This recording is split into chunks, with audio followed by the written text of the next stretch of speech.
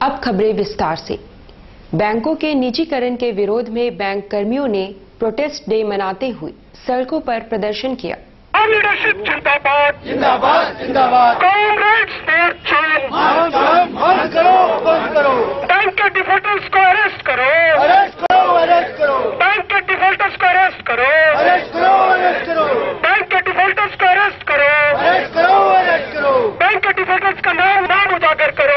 RBI द्वारा बैंकों को आउटसोर्स और निजीकरण करने की योजना का United forum of bank union ने जोरदार विरोध जताया है। मंगलवार को देश भर में बैंक कर्मियों ने प्रोटेस्ट डे मनाते हुए सड़कों पर उतरकर प्रदर्शन किया।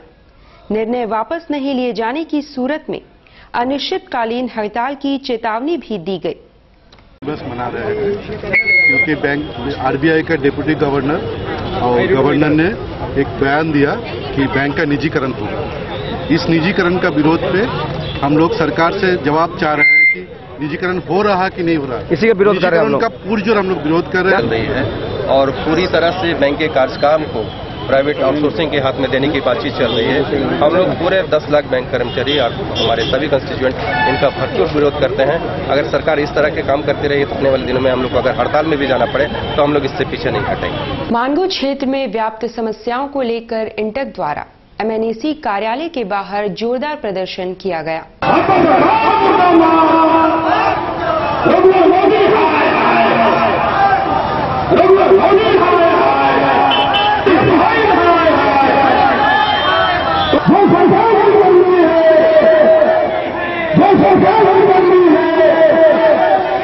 मानगो क्षेत्र में पानी, बिजली, साफ सफाई के अलावा इन्होंने एमएनएसी के विशेष पदाधिकारी और अभियंता को हटाने की भी मांग की है। प्रदर्शन का नेतृत्व रियाज खान कर रहे थे। बहुत सारी समस्याएं आए दिन हम लोगों को जो कंप्लेन मिल रहा था, यहाँ पर साफ सफाई का मुद्दा हो, विधवा पेंशन का मुद्दा है, जन्म प्रमाण पत्र का मुद्दा है, मृत्यु प्रमाण पत्र का मुद्दा है। इस तरह से अनेक समस्याएं मानगो में समस्याओं का अंबार है। यहाँ पर जो भी जनता आती है उन्हें महीनों कार्यालय का चक्कर लगाना पड़ता है। ये साफ सफाई का जो है अपना ये साफ सफाई अभियान चला रहे हैं, मगर पूरी जनता जो है जानती है कि कहीं पर गंदगी का अंबार है, नाले भरे पड़े हुए हैं। 2 दिन के वर्षा में पूरे नाले का कचरा सब रोड के ऊपर में आ गया, जनता को चलना मुश्किल हो गया।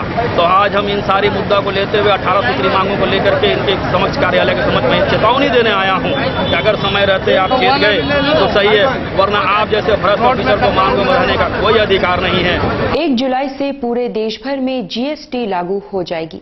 वाणिज्य कर विभाग द्वारा कार्यशाला के जरिए व्यवसायियों को इसकी जानकारी दी जा रही है। देश भर में 1 जुलाई से जीएसटी लागू हो जाएगी। इस नए कर प्रणाली के लागू होने पर क्या फर्क पड़ेगा और इससे लाभ है या हानि, इसकी जानकारी वाणिज्य कर विभाग द्वारा व्यवसायियों और उद्यमियों को दी जा रही है। मंगलवार को चैम्बर भवन में आयोजित कार्यशाला में वाणिज्य कर विभाग के संयुक्त आयुक्त सीएम शर्मा ने विस्तार से जीएसटी के संबंध में बताया। जीएसटी लागू होगा तो पूरे देश में कहीं से भी परचेज करिएगा वो आइटम, अभी हम लोग वैट में केवल राज्य के अंतर्गत अगर कोई आप वैट अपने परचेज पर देते हैं, आईटीसी इनपुट टैक्स देते हैं, उसी को एडजस्ट कर सकते हैं। क्योंकि आप सभी जानते हैं कि जीएसटी मोस्ट प्रोबेबली 1 जुलाई से आने वाला है और वाणिज्य कर विभाग जो है तत्परता दिखाते हुए पिछले कई दिनों से वर्कशॉप का आयोजन विभाग में और विभाग के बाहर कई जगहों में इसका आयोजन कर रहा है कि लोगों व्यापारियों को जीएसटी के बारे में आने के पहले, जीएसटी के आने के पहले सही तरीका से बता सकें।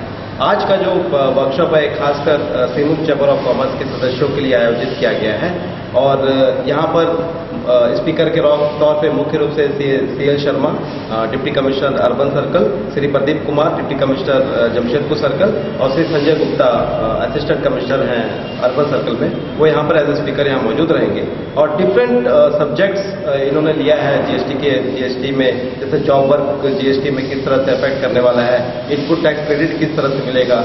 गुणवत्तापूर्ण शिक्षा और आधुनिक प्रणाली से सरकारी स्कूलों में भी पठन पाठन के लिए जिला शिक्षा अधीक्षक राजकुमार सिंह ने सभी प्रधानाध्यापकों के साथ बैठक की।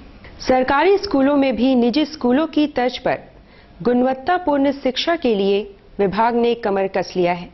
मंगलवार को जिला शिक्षा अधिकारी राजकुमार सिंह ने सभी राजकीयकृत उच्च विद्यालयों के प्रधानाध्यापकों के साथ बैठक की। बैठक में निजी स्कूलों की तर्ज पर शिक्षा और सेशन टू सेशन पठन पाठन हेतु विशेष दिशा निर्देश भी दिए। इस फाइनेंशियल ईयर 2017 जो जनवरी से दिसंबर तक के लिए निर्धारित हो गया सरकार के द्वारा, तो चूंकि इसमें 4 महीने शॉर्ट हो गए हैं, इसलिए हम लोग काम करने में अपनी तेजी दिखाने की जरूरत है। इसीलिए यह आपात बैठक बुलाई गई है कि अब हमारे पास 8 महीने शेष हैं। इस 8 महीने में हम लोग कैसे पूरे साल भर का कार्य योजना तैयार जो है उसको कैसे इम्प्लीमेंट करा सकें। तो सबसे पहले हम लोगों ने देखा कि जो बच्चों के लिए न्यूनतम आवश्यकता के आधार पर जो योजनाएं तैयार की गई हैं, उन योजनाओं को कैसे लागू कराया जाए, इसीलिए पूरे जिले के हेडमास्टर्स जो है माध्यमिक विद्यालयों के, उनको बुलाया गया है। और हम लोग एक रणनीति बना रहे हैं कि कैसे हम लोग साल भर का काम 6 महीना में कंप्लीट कर लें। एमजीएम अस्पताल के एक लिपिक पर रिश्वत का आरोप लगाने के बाद अराजपत्रित कर्मियों ने एक बैठक कर मामले का विश्लेषण किया। एमजीएम अस्पताल के लिपिक राजेंद्र कुमार गोस्वामी पर 9,000 रुपए रिश्वत लेने के आरोप में मामला दर्ज किया गया है। झारखंड राज्य अराजपत्रित कर्मचारी संघ के बैनर पर मंगलवार को बैठक का आयोजन हुआ, जिसमें कर्मचारी पर लगे आरोपों की निष्पक्ष जांच अन्यथा केस वापसी की मांग की गई है। आज जो यहाँ बैठक हो रही है एमजीएम हॉस्पिटल में, पूरे कर्मचारी का एक बाहरी व्यक्ति द्वारा, हमारे यहाँ एक किरानी है, ये गोस्वामी जी, राजेंद्र गोस्वामी, उनके ऊपर आरोप लगाया गया है कि आपने 9,000 रुपया घूस मांगे हैं मेरे मिसेज से। अगर उनका मिसेज से वो 9,000 मांगा तो उसका मिसेज को कंप्लेन करना चाहिए। उन्होंने अपने स्तर से लेकर के वो कंप्लेन किया है, केस उस कर दिया है उनके ऊपर। और 2 बाहरी व्यक्ति गवाह में भी है। अगर कर्मचारी की बात थी, कर्मचारी का जो भी समस्या होता, हमारे यहाँ सुप्रिंटेंडेंट है, सुप्रिंटेंडेंट के माध्यम से हम सब कर्मचारी संघ के पदाधिकारी मिलकर इस बात को बीच में रख करके हम लोग उसमें समझौता कुछ करते हैं। उन्होंने जाके कोर्ट में उनके नाम से केस कर दिया। आज जो है हम लोग ठीक है कि जो है दूसरे ग्रुप के हैं, लेकिन कर्मचारी के मामला में एमजीएम के सारे कर्मचारी एक साथ हैं। हम लोग कर्मचारी का दुख में जो है तमाम कर्मचारी एकत्रित होकर के, एकताबद्ध होकर के हम लोग जो है इसका जो है विरोध करेंगे। अगर जो है इनके ऊपर, गोस्वामी जी के ऊपर जो आरोप लगाया गया है वो बेबुनियाद है और जो है मनगढ़ंत लगा करके किया गया है, इसका हम लोग चाहेंगे कि इसका जांच होनी चाहिए और दोषी को जो है सजा होना चाहिए। लेकिन अगर जो है अगर दोष पाया जाता है तो उसके ऊपर भी जो है कार्रवाई होना चाहिए। बालीगुमा के पास 2 बाइक में सीधी भिड़ंत में 3 युवक घायल हो गए, जिसमें एक की हालत गंभीर है। बालीगुमा के पास मंगलवार को विपरीत दिशा से आ रही 2 बाइक के बीच सीधी टक्कर में 3 युवक घायल हो गए। स्थानीय लोगों की मदद से भूषण चंद, संजय पांडे और गोविंद प्रसाद को एमजीएम में भर्ती कराया गया है, जिनमें से भूषण को टीएमएच रेफर कर दिया गया। डांगा कहाँ जा रहा था? हम लोग भीमना मोड़ से फूल लेकर लड्डू लेकर जा रहे थे दाना। लड्डू लेके? हाँ, प्रसादी लेकर जा रहे थे। अच्छा, कहाँ जा रहे थे? पूजा करने? पूजा नहीं, हम लोग खरीद के जा रहे थे वही दाना में।